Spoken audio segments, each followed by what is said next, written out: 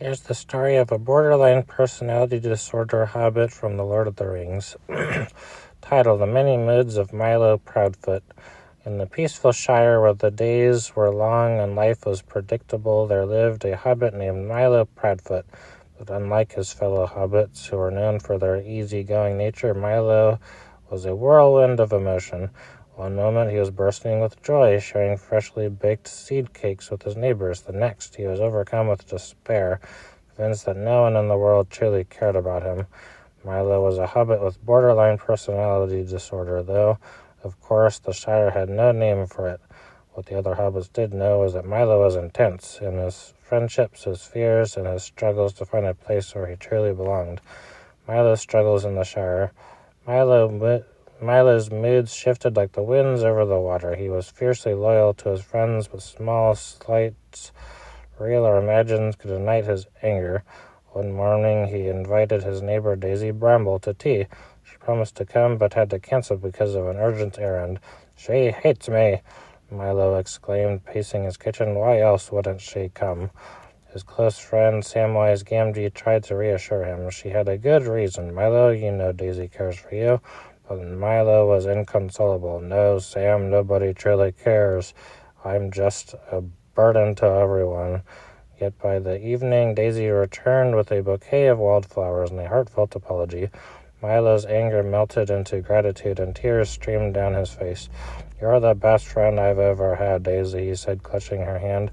The constant push and pull of Milo's emotions exhausted him and confused those around him. But Sam, always patient, tried to help him navigate his feelings. A call to adventure. When Frodo set out on his quest to destroy the One Ring, Milo overheard Gandalf's hushed conversation with Sam. "A perilous journey," the wizard said. "It will test every fiber of your being." Milo, who longed to prove his worth, approached the group. "Take me with you," he said, his voice trembling with determination.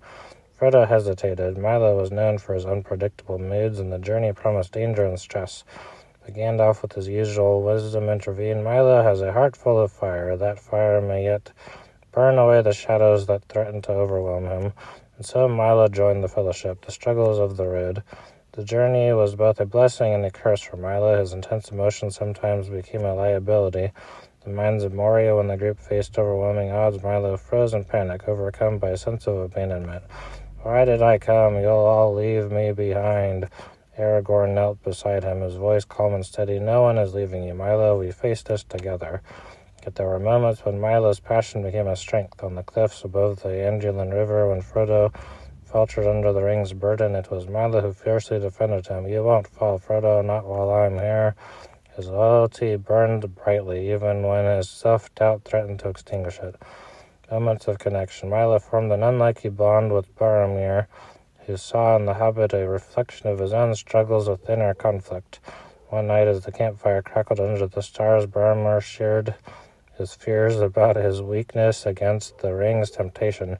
"I feel torn in half," Boromir admitted. "Part of me wants to protect my people, but another part craves the power of the ring." Milo nodded, his eyes wide with understanding. "I know what it's like to feel like two people at once, to want to be good but feel pulled toward the dark." The two talked late into the night, finding solace in each other's honesty. For Milo, it was a rare moment of connection, free from the fear of rejection. The breaking of the Fellowship. When the Fellowship fractured, Milo's fear of abandonment flared up like never before. As Frodo and Sam set off toward Mordor, Milo felt left behind, unwanted. "Why didn't they take me?" he asked, tears streaming down his face. Gandalf, wise and kind, knelt beside him. "They chose a path that only they can walk. It doesn't mean you're forgotten, Milo. Your journey is still important." Though Gandalf's words comforted him, Milo's feelings of worthlessness lingered. Yet as he traveled with Aragorn, Legolas, and Gimli, he began to see his value. In the forests of Fangorn, it was Milo's curiosity that led them to Treebeard, and in Rohan, his empathy toward Arwen's sorrow created a bond that gave them both strength. A new understanding. By the time the ring was destroyed and the Fellowship reunited, Milo had grown in ways he never imagined. He still felt the intense emotions that defined him, but he learned to pause and breathe before reacting. When Frodo embraced him upon their return to the Shire, Milo no longer doubted his friend's affection. "You didn't leave me behind," Milo whispered, tears in his eyes. "Never," Frodo replied. "You were always part of this journey." Life after the quest. Back in the Shire, Milo continued to struggle with the highs and lows of his emotions, but he also knew he wasn't alone. His friends Sam, Frodo, and even Gandalf had shown him that he was loved, not despite his intensity, but because of the strength and passion he brought to their lives. Milo began writing about his journey, pouring his feelings onto the pages of a journal. He shared his struggles with other hobbits, encouraging them to speak openly about their emotions. Though Milo's journey with the Fellowship ended, his journey toward understanding himself had only just begun. Conclusion. Milo Proudfoot reminds us that even in the face of overwhelming emotions and self-doubt, connection, courage, and self-awareness can lead to growth and healing. The story is one of hope, a testament to the strength it takes to live fully even when the world feels like it's spinning out of control.